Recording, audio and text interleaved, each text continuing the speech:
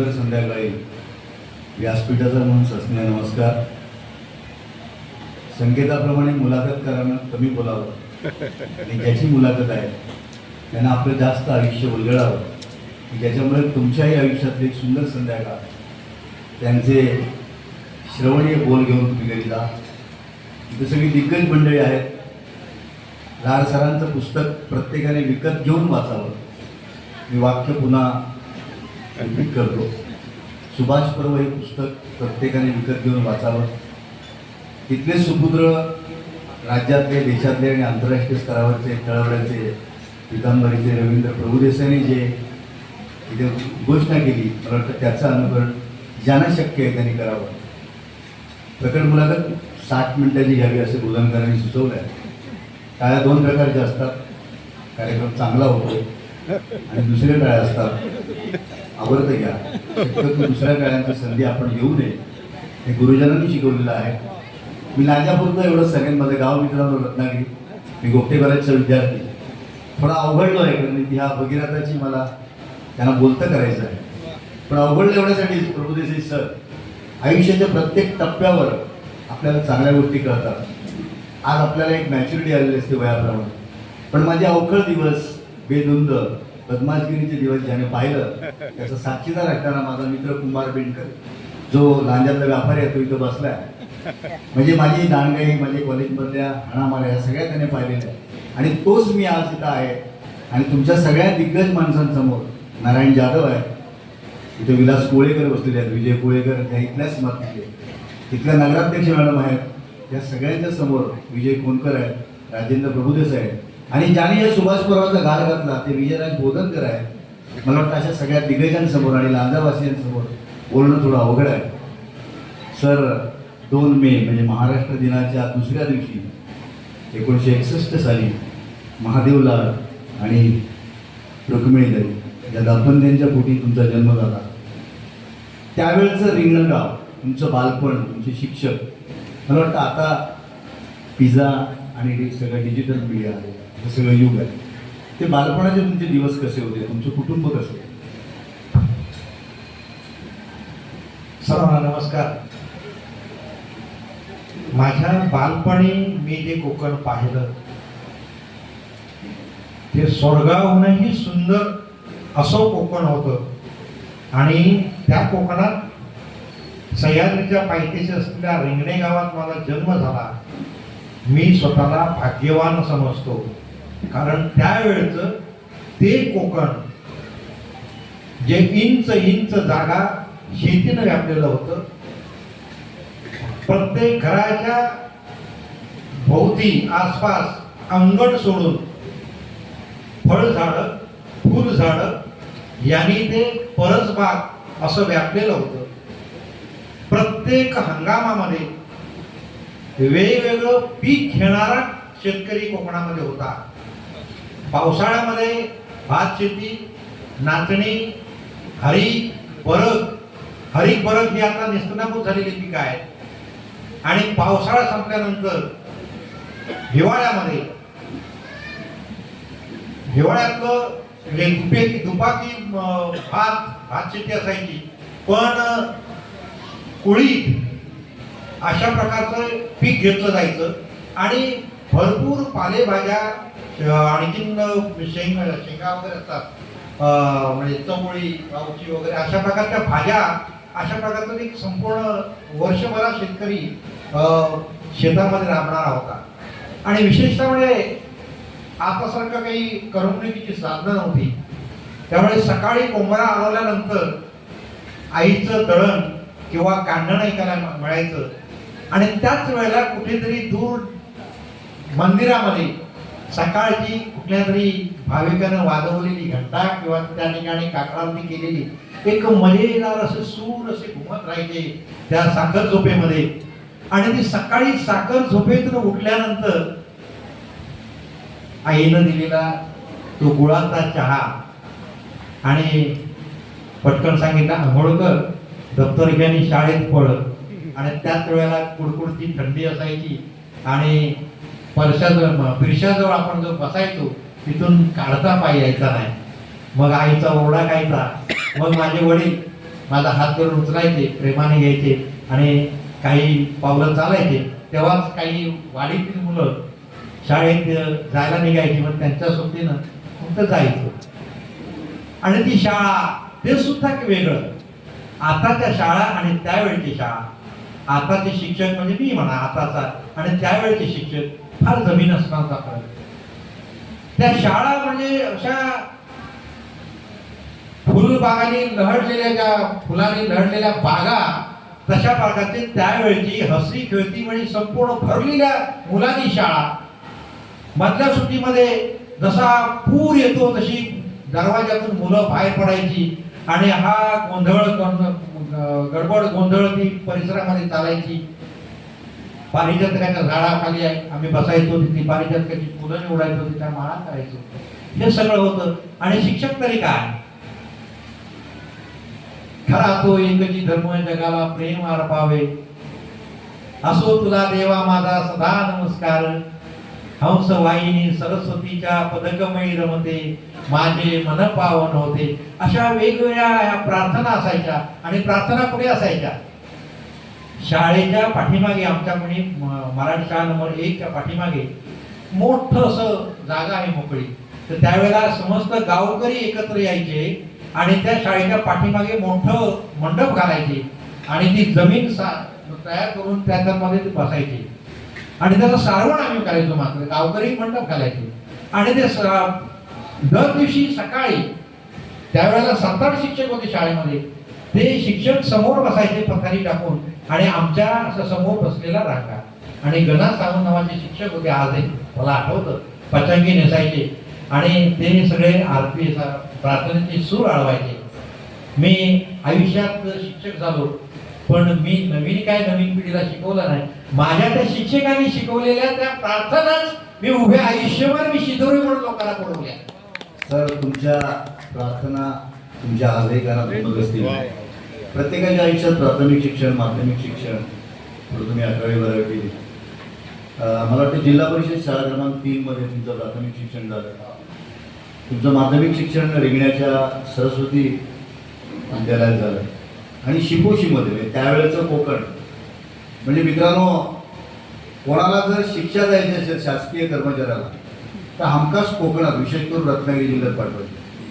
इतकी दळणवळणाची साधनं नव्हती. आता वंदे भारत तेजसने 4-5 तासात रत्नागिरीतनं पोहोचता येतं, मुंबईत पोहोचता येतं. अशा त्या सगळ्या प्रतिकूल कालावधीत तुमचं प्राथमिक शिक्षण, तुमचं माध्यमिक शिक्षण आणि शिपोशीत तुम्ही 11वी-12वीला जायचं. निश्चित तुमच्याकडे त्याला सायकल पण नव्हती. ती पायपीट, ते चटके रक्त आम्हाला सगळ्यांना जर सांगितले तर निश्चित आमची आज रात्र झोपताना आम्ही अस्वस्थ होऊ. मी माझ्या या पुढच्या शिक्षणासाठी माझे प्राथमिक शाळेचे शिक्षक थापे गुरुजी यांना मी त्यांचं श्रेय देईन. अत्यंत गरीब कुटुंबामध्ये माझा जन्म झाला. माझे वडील शेतकरी, कामगार म्हणतो, मजूर असे होतो आम्ही. आणि त्याही परिस्थितीत माझे वडील मी 6वीत असताना वारले. आईनं पदर खोचून दारूचा धंदाही तिने केला. म्हणजे रात्री 12-1 वाजल्यानंतर ती भट्टी लावायची आणि 1-1:30च्या नंतर आई आम्हाला उठवायची, म्हणायची थोडा वेळ ही दारू पडते बाटलीमध्ये, ती बघ. ती बाटली भरली तर दुसरी लावायची. अर्धा 1 तास आई झोपायची आणि पुन्हा उठायची. म्हणजे इतकं ते सगळं केलंय तिने. फापी गुरुजी नाही ती सगळी जाणीव होती. 10वी झाल्यानंतर फापी गुरुजींचा रिझल्ट गेला तो आणि त्यांनी सहज जुलैमध्ये फेरी मारली. अगोदर ते अभिनंदन करून गेले होते. जुलैमध्ये फेरी मारली. म्हणाले घरी चौकशी केली तर आम्ही, माझा भाऊ मोठा, म्हणजे माझ्यापेक्षा मोठा, पंढरी आणि मी, आम्ही दोघे घरी नव्हतो. आम्ही शेतावरती होतो. आप्पा बारसकर नावाचे आमचे एक माझ्या वडिलांचे मामे भाऊ याने आम्हाला शेतीमध्ये ते गुंतवलं आणि त्यांना पोटा पाण्याची व्यवस्था केली. तर त्यांच्याबरोबर आम्ही शेती करायचो. तर त्या भापे गुरुजी आम्ही कुठेच कुठल्या शेतामध्ये आहोत इथपर्यंत ते आले आणि लांबूनच भापे गुरुजी येताना आल्यानंतर आम्हाला इतकं बरं वाटलं त्यांच्याबद्दलचा फार आदर होता, आपुलकी होती. मग आम्ही एक तिथेच चांगला गुरुजी ओरडत आम्ही गेलो. गुरुजी आले बांधावरती फिरायले आणि म्हणाले तुम्ही 10वी पास झाला तरी तुम्ही इथे काय करताय? तर म्हणलं आम्ही शेती करतोय. अरे याच्यासाठी तुम्ही 10वी पास झालात? तर म्हटलं काय करायचं सर? अरे कॉलेजला जायचं. तर कॉलेज म्हटल्यानंतर आमच्या आसपास कुठेच कॉलेज नाही. मी रिंगणे गावात ग्रामस्थांना मी धन्यवाद देईन की आमच्याच गावामध्ये त्यांनी हायस्कूल सुरू केलं आणि म्हणून 10वी पर्यंत आम्ही शिकलो. पण पुढचं शिक्षण तिथे नव्हतं. सर एक थांबून प्रश्न विचारतो. आता आमच्या घरातली सगळी मुलं, माझी मुलगी आता मोठी झाली, पण मुलं इथं बसलेल्यांची नातवंडही असतील, शाळेत जाताना पहिल्यांदा टिफिनची पिशवी दिली जाते. तुम्हाला ते भाग्य होतं का त्या पिढीला? तुम्ही जेव्हा प्राथमिक शाळेत रिंगणात जात होता, शिकोशीत जात होता, त्यावेळेला तुम्ही पोटात काही टाकून जात होता की त्या अनवाणी जे पोटाचे दिवस होते त्या आठवणी? आता मला रडू येते हो.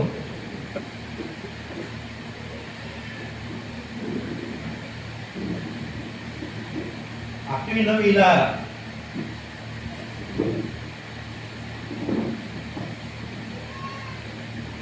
दुष्काळाचे दिवस होते त्यावेळेला.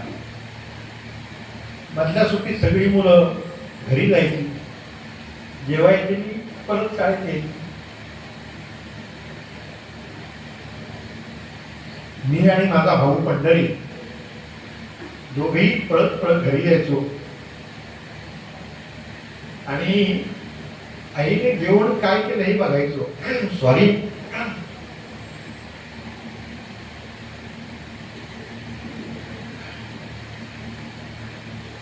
आज दुपारी मला ती परत आठवण झाली.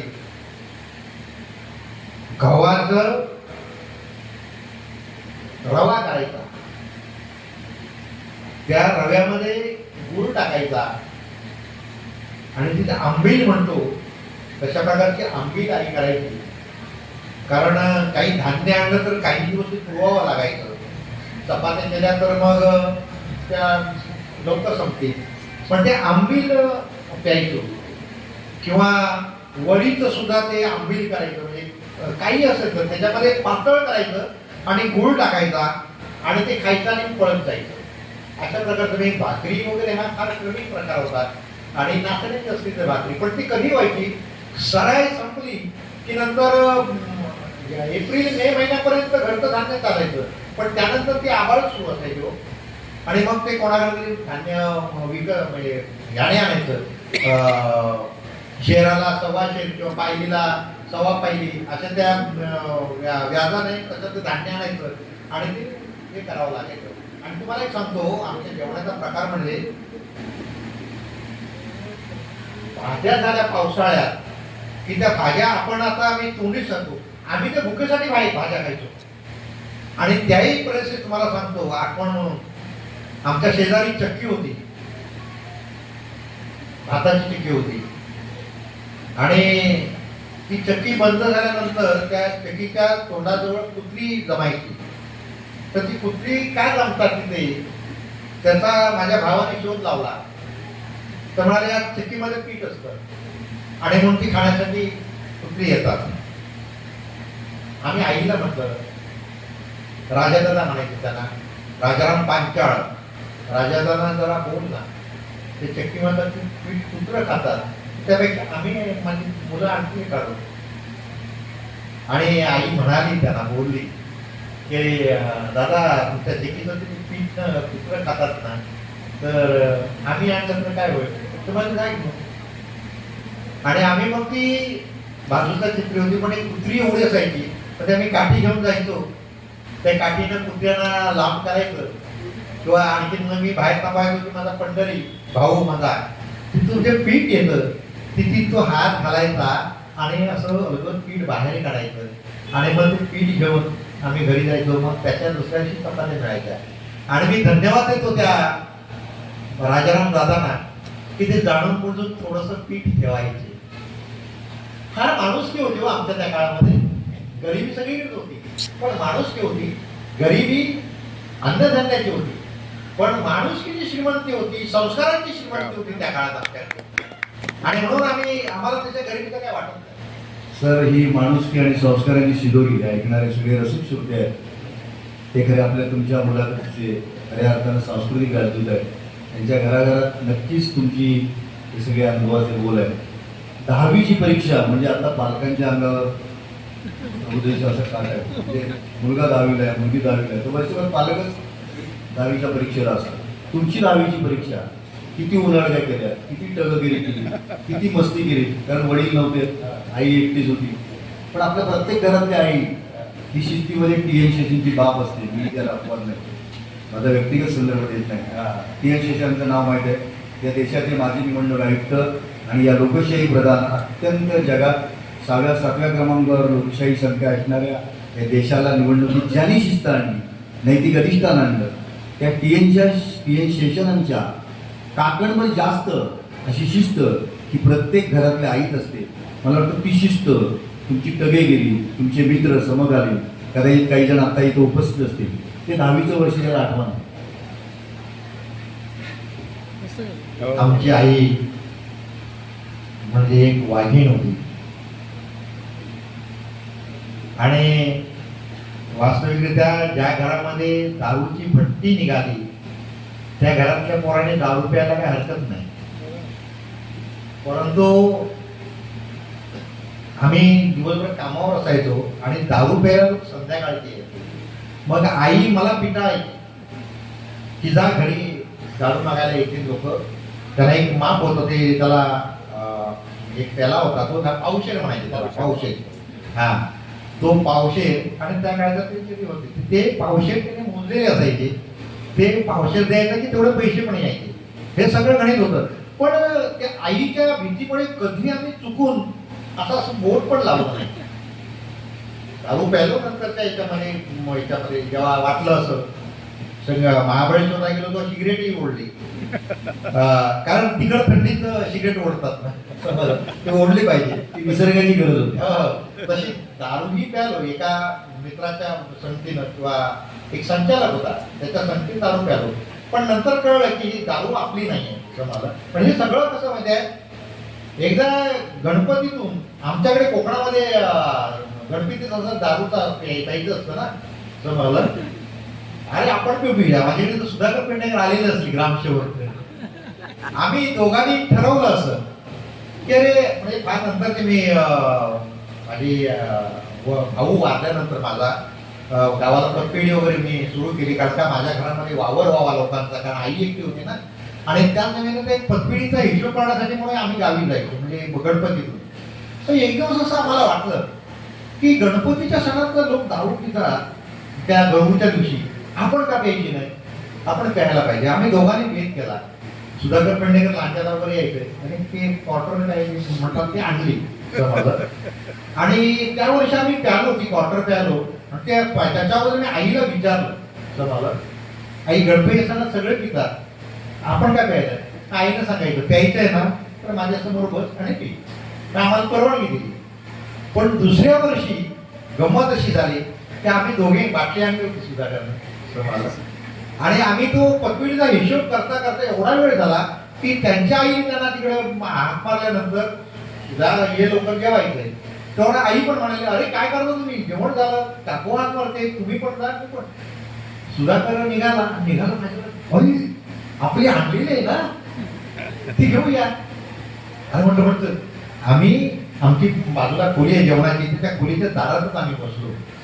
आम्ही उघडली आणि ग्लासात ओतली आणि समोर एक मुलगा आला, थोडा प्यालेला होता. भाई तू, एवढं म्हटल्यानंतर माझी गाळण झाली. म्हणजे हा जर माणूस बाहेर जाऊन सांगणार भाई दारू पितो, आणि मी दारू पिणाऱ्या माणसावरती विश्वास ठेवत नाही तर माझ्यावर कोण ठेवणार.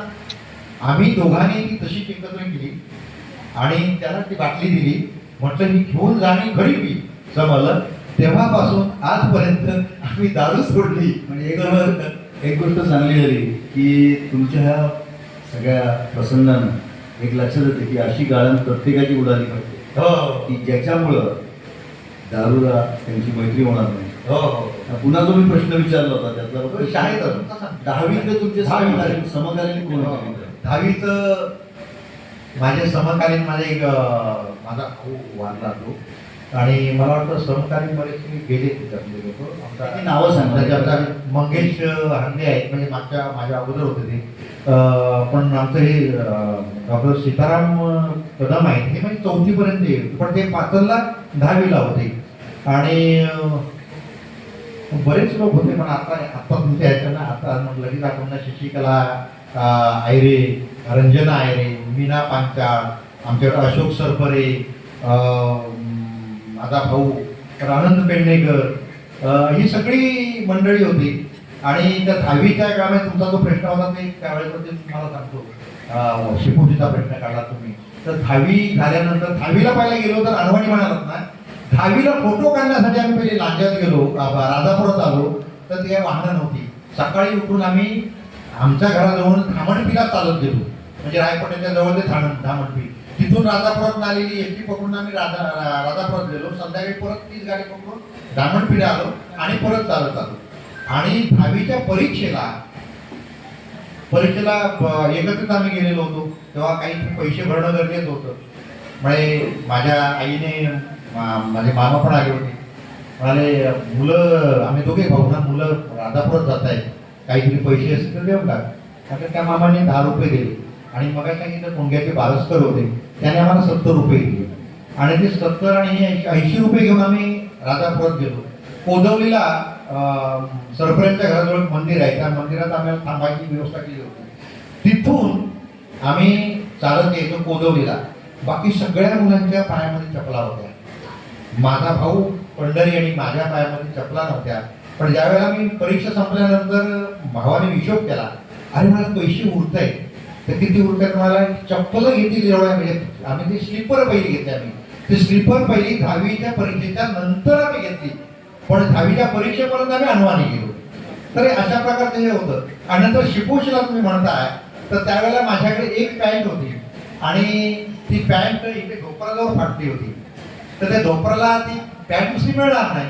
मग आमच्या टेलरने काय केलं, बदाम आकाराचा स्टिकर त्याच्यावर लावला. आणि मग मी चालत याला जायचो शिपोशीला. आता मी 2 वर्षापूर्वी मांडवकर त्यांच्याबरोबर त्या खिंडीमध्ये गेलो होतो. आता ती सगळी वाट गेलेली आहे, पण त्यावेळेला ते संध्याकाळच्या वेळेला ते खिंडीजवळ गेलो की मग माणसं असायची ना त्यावेळेला, मग तिकडनं पुकारा मारायचो. पुकारा माहिती आहे का तुम्हाला? अशा पुकारा मारायचा. मग समोरचा माणूस तो पुकारा द्यायचा. मग आपला बरोबर आता कोणती राहत आहे, तर तिथून असा मी पळायचो. म्हणजे पाठीला पाय लावून पडतात ना, तसं तो पळायचो. आणि कधी मध्ये काळो पडला की राम राम राम राम म्हणत म्हणून घ्यायचो. परंतु ते 2 दिवस, ती रात्र आणि रविवारचा दिवस कधी जाऊ नये असं वाटायचं. पण सोमवार आला की आई पुरं ती भाकरी बांधून ती पाठवायची, तुझा हा अशा प्रकारची. पण शिपोशीमध्ये आमचे केशवबाई नावाचे ग्रस्त होते. त्यांच्या घरामध्ये आम्हाला एक खोली दिली होती त्यांनी. आणि त्यावेळेला मोहन बाळाजी हांदे, प्रदीप आमचा साळुंके हा माझा जिवलग मित्र होता. तिथे आम्ही ते होतो समोर. मग तिथे ती बायो नावाची त्यांची मुलगी होती. ती आता ती लग्न करून आमच्याच गावी आली. ती बिचारी संध्याकाळी आम्ही घरून नेलेले तांदूळ, आम्ही वसतिगृहात राहायचो ना, पण भूक लागायची. 5:30 जेवण व्हायचं शिपोई वसतिगृहात. मग रात्री आग व्हायची ना, मग ती बिचारी आम्हाला भात तूप करून द्यायची आणि स्वतःकडची डाळ वगैरे करून ती गपचूप आम्हाला देऊन टाकायची. असं ते आमचं जीवन होतं. मित्र हो, आत्ताच्या घडीला पुकार आहे, आजच्या पिढीला कळणार नाही. त्याचं प्रात्यक्षिक सरांनी दाखवलं तर मला खात्री आहे, अतिशयोक्ती नाही, तर या पुकाराची जर एखादी राष्ट्रीय स्पर्धा घेतली तरी एंट्री न देता आणि न घेता हा माणूस पहिला येईल याची मला निवड. सर 10वी नंतर 12वी, आणि जसं 12वी किंवा पदवी आपण घेतो तोपर्यंत आपल्याला असं वाटतं की जग आपल्या खिशात आहे, तरुणही असते, बेचूक जीवन असतो, मी त्याला मी अपवत नाही. पण ज्या दिवशी तुमचा 12वीचा रिझल्ट लागला असेल? नाही, मी 12वी नाही झालो. मी डायरेक्ट 11वी नंतर मुंबईला गेला. आणि ज्या दिवशी तुम्ही गाव सोडलं तुमचं रेल्वे, आता काही कोकण रेल्वे नव्हती, आता बालू काय, बाबू काय, मालू काय, पटकन रेल्वेत बसत आणि जातात. तो दिवस तुम्हाला आठवतो का, ज्या दिवशी तुम्ही गाव सोडलं आणि साखरमाळी म्हणून पिशवी घेऊन मुंबईत गेलात? तो दिवस आठवतो? आठवतो. भाऊ माझा पैसे द्यायचा, मुंबईचा भाऊ होता तो 6वी 7वीत मुंबईला आला. म्हणजे कुठे शिपाई वगैरे अशा प्रकारची नोकरी करायचा, पण ते पैसे संपायचे. आता मला गावाला जायचं आहे, तर मग काय करायचं, पैसे तर पाहिजे. शिपोशीतून परीक्षा संपल्यानंतर मी मार्च एंडला घरी आलो आणि त्यावेळेला कात करणारे लोक आले होते, लाकूड तोड करणारे कात होते. तर त्यांना ताडी लागायची आणि ते ताडीला रविवारी वाटोळ्यात यायचे. मी असा विचार केला की मधल्या दिवशी ते मग शोधायला कोणाला सांगायचे, यांना म्हटलं ताडी आणून दिले तर आपल्याला पैसे मिळतील. मग मी रविवार तो मोठी 10 लिटरची अशी कॅन होती, ती घेऊन जायचो लांजा वाटोळ्यात गावखंडकर नावाचा एक माणूस होता भंडारी, तो ताडी विकायचा. त्याच्यामुळे ताडी भरून घ्यायची आणि त्या ताडीमध्ये अर्धी ताडी आणि अर्धी पाणी मिक्स करायचं समजलं आणि ते त्याला द्यायचे. मग ते रविवारी घ्यायचे नाही, पण सोमवार मंगळवार बुधवार पुढचे 6 दिवस त्यांना भेटायचे नाही. मग ते माझ्याकडे द्यायचे आणि मग ते ताडीचे मला पैसे मिळाले. ते पैसे मिळाल्यानंतर आमच्याकडे आले बळीराम बारसकर म्हणून आला होता मुंबईवरून. त्याला आई म्हणाल्या याला मुंबईला जायचं, घेऊन जा तिकडे. मग ती आमची एसटी दुपारच्या वेळेला माझ्या घराजवळ आली आणि जो तिने भंकारा सोडला तर तो माझं घर सगळं धुराने भरलं, रस्त्यावरच घर आहे. मग माझा बरोबर माणूस गाडीत चढला, मी त्याला शोधत परत मागे गेलो, बळीदादा कुठे आहे, तर आई म्हणाला तो गाडीत चढला. मी दिसलं बघितलं नाही, ते धुरामध्ये तो कळलं नाही. एवढा धूर त्यावेळेला रस्त्याच्या याच्यातून चालायचा ओवायचा. आणि ती गाडी नंतर मग फोरनिकोला आली. फोरनिकोला तिथे मला आजही चित्र आठवतं की प्रभानवलीत खैरवाडी आहे. त्या खैरवाडीच्या रस्त्याच्या बाजूला एक विहीर आहे. त्यावेळेला जवळजवळ 5-25 महिला त्या ठिकाणी पाणी भरतायत. आजही माझ्या डोळ्यासमोर ते चित्र आहे आणि ते मी बाहेर बघितल्यानंतर बघितलं आज ती ओळख माझी ती बावडी आहे. मी आमच्या गणेश चव्हाणांना म्हटलं ते बावडे, तो म्हणाले आहे आता ती बावडीवरती कोण पाणी भरायला जात नाही. ती खोरनिकोला गेली, खोरनिकोला ती परत आली आणि पुन्हा ती कुठे कशी आली काही कळलं नाही, कारण रस्त्यावरती धुरळा होता, झोप आली, गुन्हाचाही होतं. पण तो काय आलो, तो ठाण्याला उतरलो. ठाण्यावरनं टॅक्सी ट्रेन पकडून माझा बाळकृष्ण बळीराम बारसकर होते, ते माझ्या सायनला आमचे एक नातेवाईक आहेत बारसकर, त्यांच्या घरी मी गेलो समजा. तर तो दिवस म्हणजे कसं होतं, त्यावेळेला गावाकडे काही करता येणार नव्हतं, ते नोकरी वगैरे काही ते नव्हतं आणि म्हणून पैसा मिळाला पाहिजे. आता ही चटक पण लागली होती ना, ताडीची विकल्यानंतर पैसे मिळतात, ही चटक लागली, पैसा पाहिजे. आणि कोकणामध्ये पैसा मिळत नाही, धान्य मिळेल, सगळं मिळेल, माणुसकी मिळेल, सगळं काही मिळेल, पण पैसा मिळत नाही. तो पैसा मिळवण्यासाठी जर तो पैसा त्यावेळेला उत्पन्न केला असता तर माझ्यासारखे हजारो कामगार मुलं मुंबईला गेली नसतील. आणि म्हणून तो कामगार, तो पैसा मिळवण्यासाठी मी आमच्या पितांबरीवाल्यांना मी सलाम करतो, कारण त्यांनी हजारो कोकणातल्या हातांना गावातच काम दिलेलं आहे आणि म्हणून मी त्याला सलाम करतो. असे उद्योजक माझ्या कोकणात झाले पाहिजे. राजकारण्याने इथे मोठमोठे धंदे उद्योगधंदे आणले पाहिजे आणि पर्यावरण पूरक आणले पाहिजे.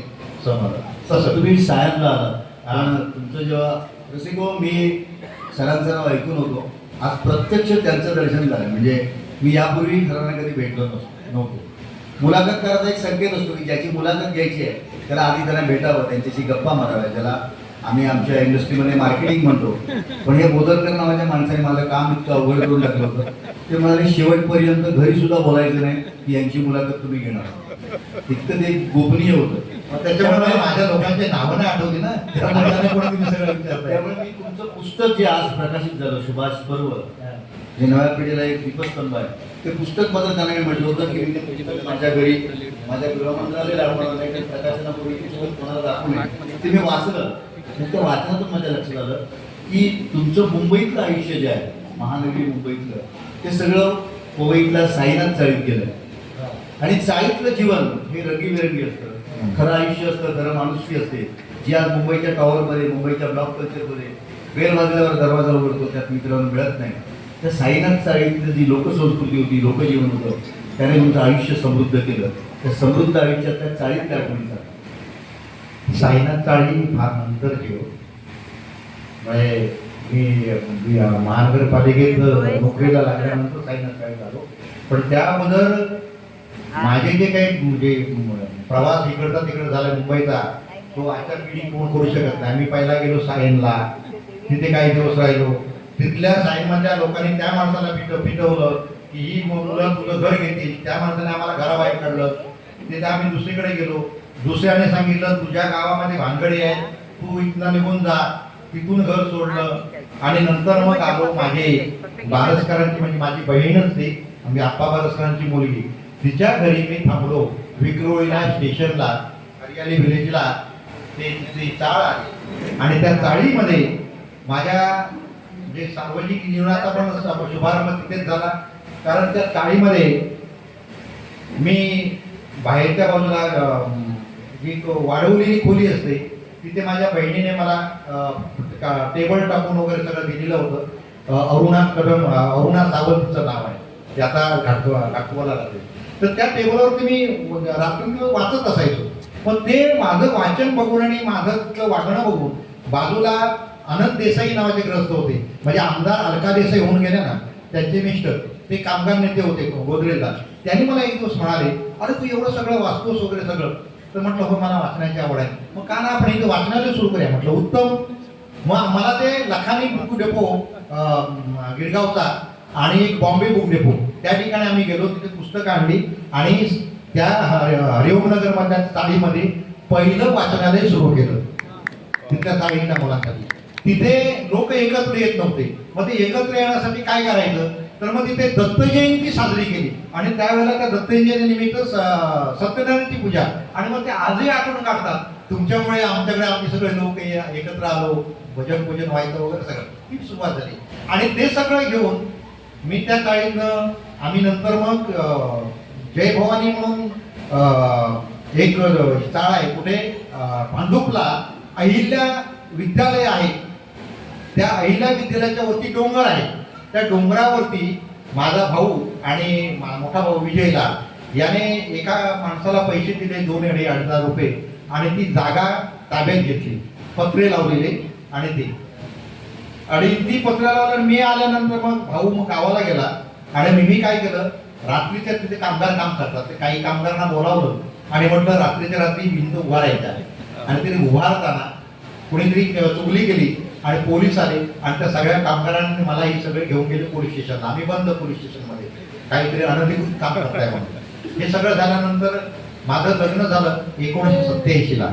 मग तिथून आम्ही जागा सोडली. सर थांबवतो, संकेत भंग करतो. सरांचं लग्न म्हणजे पुस्तक वाचून मला कळालं, प्रत्येकाला मन असतं, त्यामुळे हे प्रेमात पडले, त्यांच्या प्रेमात पडले.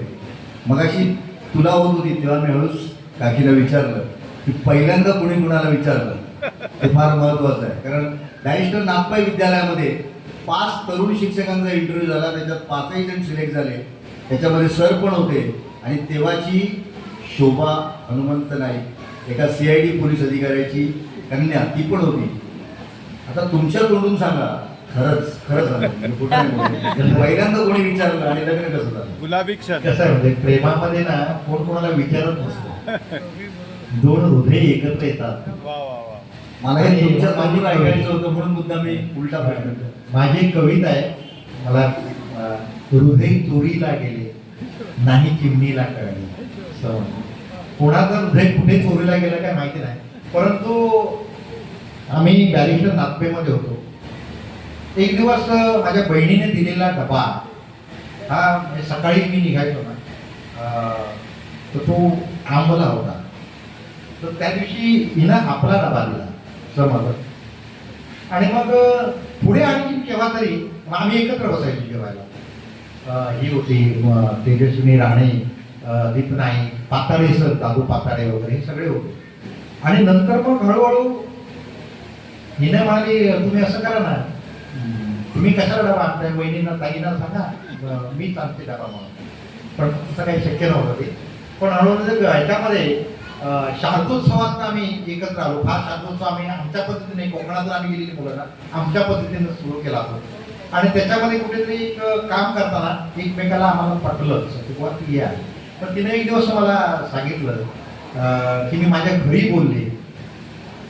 मला काय बोलले, तर तुम्हाला मी पसंत आहे वगैरे, आम्हाला पसंत आहे आणि तुम्हाला घरी बोलवणार.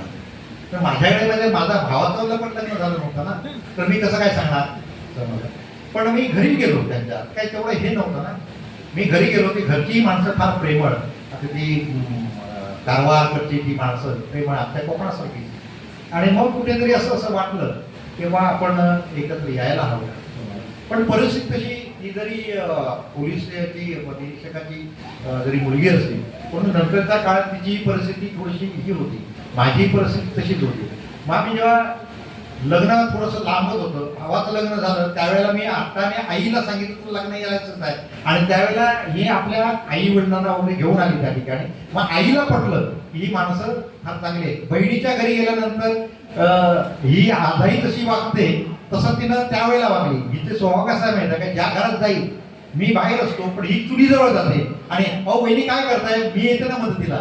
तशा प्रकारे ही माझ्या बहिणीकडे ताईकडे गेली आणि तिनं त्या ताईला तिनं जिंकलं. म्हणजे ताई पण म्हणाली ही पोरगी चांगली आहे. मी म्हटलं अरे वा चांगला आहे, मी जिंकलो जवळ. आणि अशा प्रकारे पुढच्या ह्याच्यामध्ये ती तयार झाली. आणि मात्र लग्न वेळेला तिने आपल्या नावावर कर्ज काढलं, मी माझ्या नावावरती कर्ज काढलं.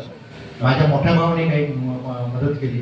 आणि ठाण्याला मी तुमच्याकडच्या लग्न तुमच्याकडे झालं समर्थ मंगल कार्यालय म्हणून ठाण्याला होतं, त्या ठिकाणी संध्याकाळचं गोरज पद्धतीनं जेवण झालं.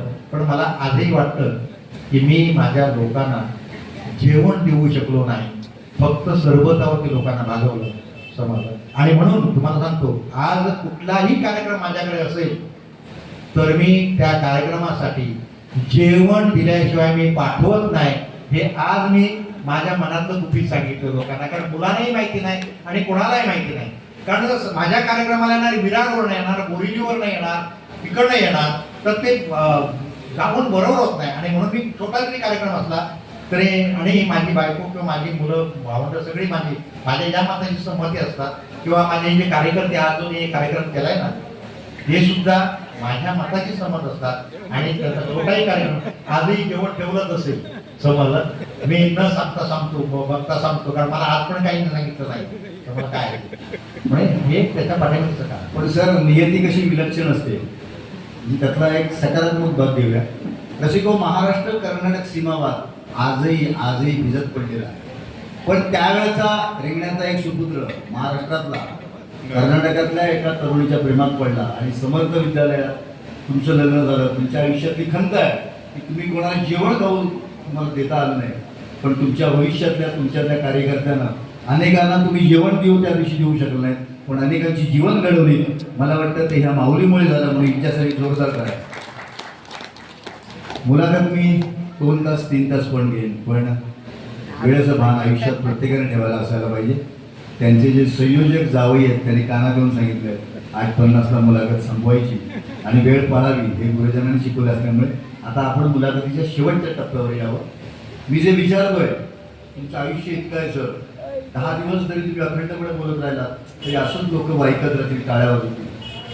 तुम्ही BMC मध्ये मुंबई महानगरपालिकेत शिक्षक म्हणून लागला, ड्रॉइंग टीचर लागला नाही, शिक्षक म्हणून लागला.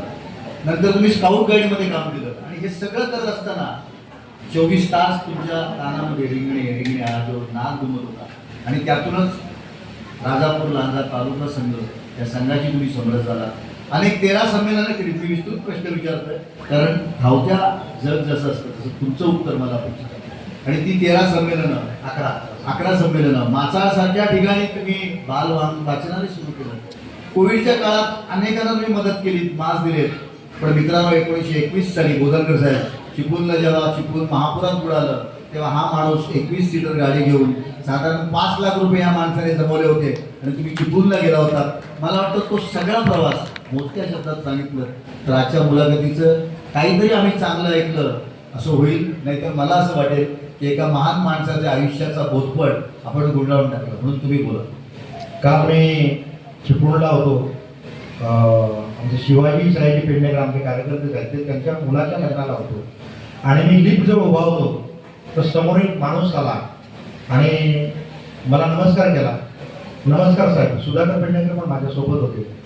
तर सर मी आपला आभारी आहे. म्हटलं का हो? बाबा तुम्ही ओळखलात नाही? म्हटलं नाही. अहो म्हटलं चिपळूणला तुम्ही मदत घेऊन आला होतात ना, तो साहिल खेरडकर मी तुम्हाला तुमची मदत घेतलेली आहे. इतकं मला बरं वाटतं ना. पैसे किती दिले नाही काय दिले कोणाला काय त्याचं हे नसतं, भान नसतं. तर आमच्या काही आवश्यक म्हणून सांगतो मी हे सगळं केलेलं नाही. माझ्या कार्यकर्त्याला मी रात्री 6 वाजता फोन लावला. तो कसा लावला? त्याच साहेबजी पेडणेकरांना मी रात्री फोन लावला चिपळूणमध्ये अहो तुमच्याकडे पाणी किती आहे? तर ते मला 11 वाजता म्हणाले आमच्या मजल्यापर्यंत आले पण आमच्याकडे आलं नाही. 1 तासाने फोन केला तर म्हणाले 1 फूट फक्त बाकी आहे आणि आम्ही आता सामान हलवतोय. मी त्याच वेळेला गणेश चव्हाणांना फोन केला की म्हटलं गणेश चव्हाण आपल्याला काहीतरी करावं लागेल तिकडे.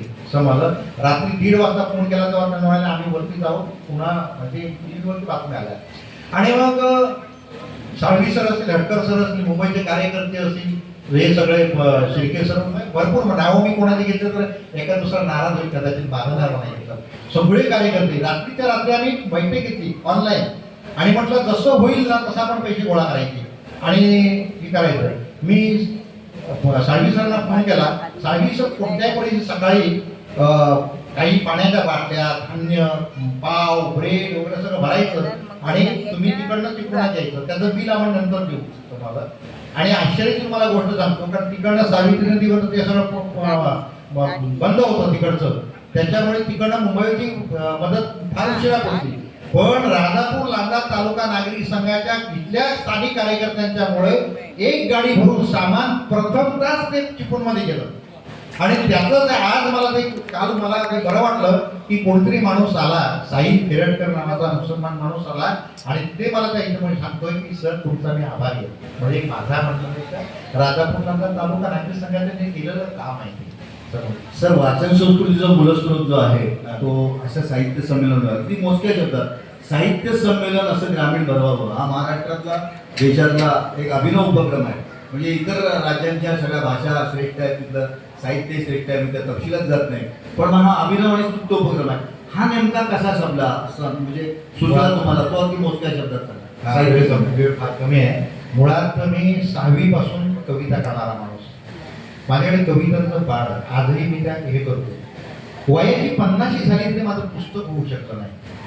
कारण माझ्या पाठीवर कोणी आता आज तुम्ही गाणी ऐकली पण त्यावेळेला मला असं कोणी म्हणालं नाही तू गाणी छान करतोस, अरे व्हायला पाहिजे असं जर कोणी म्हणालं असता तर मी पुस्तक काढलं असतं किंवा एखादा प्रकाशक कोणी असं तयार झाला नाही पुस्तक छापायला. हे माझ्यासारखे असंख्य लोक या ठिकाणी आहेत कोकणामध्ये. कारण कोकणातलेच लोक सगळीकडे पुढे आहेत परंतु जातात पुढे पुण्या मुंबईला जातात आणि नाव कमवतात. मग माझ्या इथल्या माणसानं काम काय करायचं. मी ज्यावेळेला पहिला उपाध्यक्ष झालो या संघाचा त्यावेळेला माझ्याकडे एक प्रोग्राम होता की आपण या गावखेड्यातल्या लोकांच्या पाठीवरती हात फिरवला पाहिजे. कारण त्या लोकांनी कोकणाचा विकास केला. गावाचा एक माणूस जो असतो तो राष्ट्रपिता असतो. त्याच्या डोक्यातून एक संकल्पना निघते आणि ती गावाचा विकास होतो. त्याच्यानंतर ते स्वप्नाला आघात देतात लोक पण तो राष्ट्रपिता असतो. त्या माणसाचा शोधून सत्कार करायला पाहिजे ही माझ्या डोक्याची कल्पना होती. आणि मी जेव्हा उपाध्यक्ष झालो आमचे खांडेकर अध्यक्ष होतो तेव्हा आमच्या कमिटीला सांगितलं की आपल्याला अशा लोकांना शोधायचंय आणि त्याला पुरस्कृत करायचंय. कोणाची फाईल भरायची नाही. तुमच्याकडे आम्ही माहिती घेणार. सुभाष दार कसा आहे तो चांगला आहे.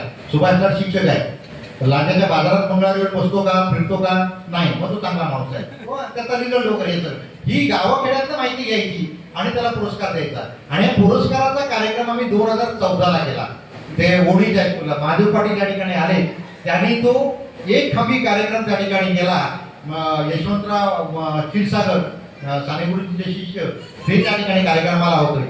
आणि आज जो स्टेजला आज पुढच्या दिवसात तुम्हाला त्या कार्यक्रमाची सुरुवात महादेव पाटलांच्या त्या कार्यक्रमापासून सुरुवात केली की त्यांनी लावलेला होता. पण मला तो कार्यक्रम असा करायचा होता की मी त्याला सांगितलं ह्या पुढच्या सगळ्या पहिल्या काळा आणि पहिल्या रांगेत लावा. त्यांनी तसं केलं आणि सगळ्या पाहुण्यांना मी रांगेत बसवलं आणि तो कार्यक्रम इतका यशस्वी झाला की तो यशस्वी झाल्यानंतर तळवण्याचे दिगंबर पाटोळे सामाजिक कार्यकर्ते त्यांनी आमच्या पुरस्कारासाठी 25,000ची देणगी दिलेली होती. ते सुद्धा त्या ठिकाणी आले होते आणि त्यांनी उत्स्फूर्तपणे सांगितलं की पुढच्या वर्षी हा कार्यक्रम आमच्याकडे असायला हवा. तो कार्यक्रम माझ्या घोळवत असताना त्या शिकूया ओळीच्या कार्यक्रमामध्ये 2.5-3 तासामध्ये तो कार्यक्रम संपला. अरे कुणाला पुरस्कार दिला त्याच्याशी काही वाचला नाही. कुणाच्या कलागुणांना तिथे मिळाला नाही. काही झालं नाही. मग पुढच्या वर्षी हे करायचं कार्यक्रम करायचा आहे तर मी पाटोळेला जाऊन भेटलो की म्हटलं पाटोळे सर आपल्याला कार्यक्रम वाढवायचा आहे थोडासा. तेव्हा तुम्हाला जे करायचं नाही ते करा. माझं काय ते मला सांगा मी ते करायला तयार आहे. आणि माझ्याबरोबर रिंगणे हायस्कूलचे प्राचार्य निंबाळकर सर होते. तर त्यांच्याशी मी चर्चा करताना म्हटलं निंबाळकर सर आपल्याला हा कार्यक्रम एक रात्र तर असा करायचा आहे आपल्याला काय करता येईल. तर ते म्हणाले सर ग्रामीण साहित्य संमेलन म्हणताय. माझ्या डोक्यात प्रकाश पडला. अजून म्हटलं ग्रामीण साहित्य संमेलन भारतीय साहित्य संमेलन जाणारा माणूस म्हटलं ते ग्रामीण साहित्य संमेलन कशाला. आपण अखिल भारतीय साहित्य संमेलनाची छोटी प्रतिकृती तयार करूया आणि त्याप्रमाणे त्या साहित्याची ती संमेलनाची छोटी प्रतिकृती ग्रामीण मराठी साहित्य संमेलन. मला वाटतं ती प्रतिकृती नव्हती छोटी, तो एक वेगळा इतिहासाचं नवीन पाऊलवाट होती आणि त्या पाऊलवाटेतून राजपथ झाला. एकच संदर्भ सांगतो, विलास कोळेकर इथं बसलेले ते आहेत. पहिले अध्यक्ष आहेत ना, हा, पहिल्या साहित्य संमेलनाचे अध्यक्ष ते आहेत. त्यांचे ज्येष्ठ बंधू आहे, माझे वर्गबंधू नाहीत किंवा माझे वर्गमित्र नाहीत, पण चांगले स्नेही मित्र आहेत. महाराष्ट्राच्या पत्रकारितेतला एक अध्वर्यू माणूस ज्याला मी भीष्माचार्य समजतो. त्यांना मी परवा तुमच्या या कार्यक्रम या पुस्तकामध्ये तुमच्या सुभाष परब यांचा लेख आहे, त्यांना मी फोन केला होता अजून संपर्क. तर ते म्हणाले अखिल भारतीय मराठी साहित्य संमेलनापेक्षा उजवं ठरेल असं ग्रामीण साहित्य संमेलनाचा प्रयोग करणारा असा एक व्यासंगी माणूस आहे आणि त्याची मुलाखत भारतात तुम्हाला घ्यायला मिळते. तर तुमच्या या मुलाखतीतून मी आयुष्यात धन्य झालो. म्हणजे आपण कोणाच्या सहवासात कुणाच्या सावलीत असतो मित्रांनो. घरात किती आणि खिशात ATM कार्ड आहेत. मला वाटतं मी माणसांची शेती करावी असं मानणारा आणि असा कोकणी माणूस आहे. रत्नागिरी माझं गाव आहे.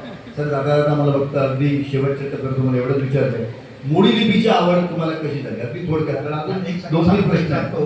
आमच्या साहित्य संमेलन यशस्वी का होतं त्याच्यात एक गमत असंच आहे. तर आमच्याकडे पैसे एक मिनिट माफ करा, मी संदर्भ एवढ्यासाठी सांगितलं. माझ्या दूरदर्शनच्या नोकरीत गांगल सर तुम्ही माझ्या नोकरीचे साक्षीदार आहात. मी 21 अखिल भारतीय साहित्य संमेलनाची ऑन ड्युटी चित्रीकरण केली. त्यामुळे तिथलं संयोजन मी पाहिलंय. सगळी उद्घाटनाला स्टेज इतकं मोठं असतं. सध्या तर 40-50 फुटाचं स्टेज असतं. पण ह्या माणसाने अशी प्रथा सुरू केली की स्टेजवरती खुर्च्या लावायच्या नाही. म्हणून मला वाटतं ग्रामीण साहित्य संमेलनाची तुम्ही केलेली सुरुवात ही छोटी प्रतिकृती दिसून ती पाऊलवाट असून तो मराठी साहित्यातला राजपथ आहे आणि त्याचा स्वामी हा माणूस आहे सुभाष लाड. बोला सर. आमच्या साहित्य संमेलनामध्ये लोक मला कधी बोलतात तुमच्याकडे यायचं मानधन मिळत नाही, पण त्याचं सगळं पाया कोणी घातलेलं आहे त्याला तुम्ही दोष द्यायला पाहिजे. पहिल्या ग्रामीण मराठी साहित्य संमेलन जे तळवड्याला झालं त्या साहित्य संमेलनाचे अध्यक्ष होते ॲडव्होकेट विलास कोळेकर. त्यांनी संमेलनाचं मानधन घेतलं नाही. ती प्रथा आपण सरासरी जोरदार तर दोष काय असेल तो त्यांच्याकडे असो. आता मोडीच्यासाठी आमच्या लहानपणी अंकलिपी होती. त्या अंकलिपीमध्ये अडीचकी पावकी नेमकी हे सगळे होते आणि मोडी अक्षर बाराखडी पण होते. पण भविष्यामध्ये ती कुठेतरी लुप्त झाली होती. माझे चुलते आप्पाजी बारसकर हे मोडीमध्ये कधीतरी लिहायचे आणि त्यांच्यामध्ये माझ्याकडे जागृत होती. पण जागतिक मराठी परिषदेने मुंबईमध्ये तो वर्ग सुरू केले आणि कुठेतरी माझ्या कानावरती आलं. मी राजा शिवाजी विद्यालयामध्ये गंगा रायकर, मनोहर जागुष्टे, सुरुत्री मॅडम यांच्या त्या तालमीमध्ये मी शिकलो आणि ते शिकल्यानंतर आम्ही जवळजवळ वर्षभर किती शिकलो ना. नंतर मी म्हटलं आपण शिकलो, चांगलं शिकलो आहे, आता आपल्याला फायदा पुढे काय करायचं. तर मी त्या सगळ्या मुलांना वेगवेगळ्या प्रवृत्तीची लोक होते पण आता कसं काय नाही करायचं. मग त्यांना मी म्हटलं उद्या आपल्याला कार्यक्रम संपल्यानंतर ना मी तुम्हाला रस पाजणार आहे आणि म्हणून मी तिथे काळूबाई रसवंतीगृह आहे हिंदू कॉलनीमध्ये. त्या रसवंतीगृहात लेक्चर संपल्यानंतर आम्ही त्यांना सगळ्यांना ज्यूस पाजला मी आणि म्हटलं कसं वाटतंय, गार वाटतंय ना, छान. म्हटलं आता आपल्याला काम करायचंय. आपण जे सगळे शिकलेलो आहेत ना मोडी, आता आपण ती इतरांना शिकूया, त्यासाठी आपण काहीतरी करूया. तर त्याच्यातले बरेचसे म्हणाले होय करूया करूया. आणि मग काही आरंभशीर होते ते सुरुवात झाली त्याने काही गेले. पण नंतर मग त्याचा मी वर्ग सुरू केला ह्याच्यामध्ये छबिलदासमध्ये आणि त्या छबिलदासचे कार्याध्यक्ष होते आमचे प्रभू देसाई म्हणून होते, कर प्रभू देसाई. आमच्या तिकडचेच मला काही माहिती नाही, कर प्रभू देसाई होते. ते फार कर्मठ आणखी समाजसेवी माणसं होते. त्यांनी मला छबिलदास वर्ग दिला फुकट 2 दिवस, शनिवार आणि संध्याकाळी, शनिवारी रविवारी संध्याकाळी. तर तिथे मी वर्ग सुरू केले. वर्ग सुरू केल्यानंतर दुसऱ्याच वर्षी मी मोडी साहित्य संमेलन भरवलं छबिलदासमध्ये. तर त्या ठिकाणी अच्युत पालव सरांनी याची कार्यशाळा घेतली. लोकांना करमणूक म्हणून विसू बापटांचं कुटुंब रंगलंय काव्या ही एक कार्यक्रम ठेवला आणि मान्यवर म्हणून सरोजिनी वैद्य, चंद्रकांत पुरंदरे, पत्रकार नारायण आठवले आणि गंगा रायकरांचा आम्ही त्यावेळेला 75 केली. मोठा कार्यक्रम केला त्या ठिकाणी त्यांचाही सगळं. तर हा सगळा तुमचा कार्यक्रम झाल्यानंतर कुठेतरी आपल्या मोडी लोकांच्यापर्यंत जायचं काहीतरी मार्ग पाहिजे. मग मी मोडी दिवाळी अंक करायचं सुरू केलं आणि तो मोडी त्यावेळेला सायक्लोस्टायलिंग असायचं. तो पहिला दिवाळी अंक सायक्लोस्टायलिंग करून तो तयार केलेला आहे आणि मग तो निवडक लोकांना तो दिला समाजात. त्याच्यावर ज्ञानेश्वरांचं चित्र वगैरे हातानेच काढलं, कारण मी थोडासा काही एकटाच करत असल्यामुळे खर्चिक बाब नव्हती. पण दुसऱ्या वर्षी पण तसंच केलं. तिसऱ्या वर्षी मला अच्युत पवारांची ओळख झाली. फॅमिली स्टोअरचे मालक आप्पा जोशी हे सहज जाताना मला म्हणाले, ओ लाडभाऊ, आमच्यावरती पण ते अच्युत पालव म्हणून राहतात, ते मोडीचं काही काम बघतात, ते त्यांना जाऊन भेटा. मग त्यांना जाऊन भेटलो. मग अच्युत पालवाने आमच्या खात्यावर हात ठेवला आणि मग तो मार्ग पुढे सुरू झाला आणि दिवाळी अंक सुरू झाले. 2002ला 10वा अंक झाला आणि त्यावेळेला माझ्यावरती 60,000चं कर्ज होतं. तेव्हा अच्युत पालवाने सांगितलं, आता तुझी नाटकं बंद कर, तुझं तू काम सुरू कर, बस झालं. आणि नंतर मग मला चेंज पडत नव्हती. पण आता मी घराकडनं आता ते बायको समज आता सांगतोय ते 60,000चं नुकसान आहे ते समज, त्याला माहिती नाही काही ते. आणि मी मुलाखत घेताना असा काही गडबड होता. काय हरकत नाही सर, या गमतीचा भाग आहे. आता घरात असं काही झाल्यावर संध्याकाळी घरी गेल्यावर भांडी पडण्याचं आता वातावरण नाही, इतक्या त्या सुसंस्कृत आहेत. तुम्ही बिलकुलच बोला. माझ्याकडे तुम्हाला सांगतो, मला चुलीकडेही बिलकुल येत नाही. त्यावर अशा प्रकारचं असं आयुष्य प्रत्येक पुरुषाला लाभो अशी मी माझ्या पुरुष पिढ्यांसाठी प्रार्थना करतो. माझी आईपासून सगळे घरातली लेडीज स्त्रिया महिला मंडळ आहे ना, हे फार म्हणजे महिलांना मी सगळे सलाम करतो, कारण त्या व्यवस्थित आहेत म्हणून समाज व्यवस्थित आहे, नवरे त्यांचे व्यवस्थित आहेत, नाहीतर काय करत नव्हतं. मला वाटतं सर, ही भारतीय महिलांची म्हणजे जगातल्या सगळ्या प्रत्येक महिला श्रेष्ठ आहे, पण भारतीय परंपरेचा जो वसा आणि वारसा आहे, मला वाटतं ह्या सगळ्या माऊली आपल्या मागे उभ्या असतात. आपण त्याचे भणंग असतो, सडापटी नसतो. शेवटचा प्रश्न, मैफिलीची भैरवी आता आलेली आहे. तुमचे उत्तराधिकारी, तुमची लेख, तुमचा लेख पंकज, मी त्याला कधी भेटलो नाही, पुस्तकातून वाचले. तुमची मुलगी, प्रत्येक मुलगी या बाबाचा रिमोट कंट्रोल असतो. मला एक मुलगी आहे, मी तो अनुभव घेतो. तुमची लेख ग्रीष्मा, ह्या सगळ्या आज ते दोघे वकील आहेत, नागवंड आहेत, अनेक सून पण वकील आहे, आणि मग अनेक शिष्यगण तुमची इतकी अतिरथी महारथी आहेत की त्यांची यादी वाचायची झाली तर एक वेगळा कार्यक्रम करावा लागेल. मला वाटतं या 65च्या टप्प्यावर अशी काही खंत आहे का, की असं काही एखादा आवडीची गोष्ट, म्हणजे हार्मोनियम वाजवायचं राहून गेलं, शिकायचं राहून गेलं, अशी एखादी गोष्ट तुम्हाला अशी वाटते की ती आयुष्यातली ती खंत आहे माझी, मला हे करायचं राहून गेलं. आणि आत्ताचं कोकण आणि विस्तारणारं जग इकडं बघताना खऱ्या अर्थानं मुंबईहून परत झालेला तुमचा परतीचा प्रवास, तुम्ही खरे किती आनंदी आहात हे सांगा. म्हणजे तुमच्या आनंदाच्या राशीतलं त्या ठिकाणी मुठभरशी चिमूट आम्ही नक्कीच घेऊन जाऊ आणि तुमच्या शेवटच्या माझ्या प्रश्नानं आपल्या कार्यक्रमाची आणि प्रकट मुलाखतीची मित्रांनो आपण सांगता करूया. काय माहिती का, मी माझ्या आयुष्यामध्ये जे करायचं होतं ते केलं आणि त्याच्यासाठी जी आवश्यक मंडळी होती ती भरभरून मिळाली. मी त्या बाबतीत फार समाधानी आहे.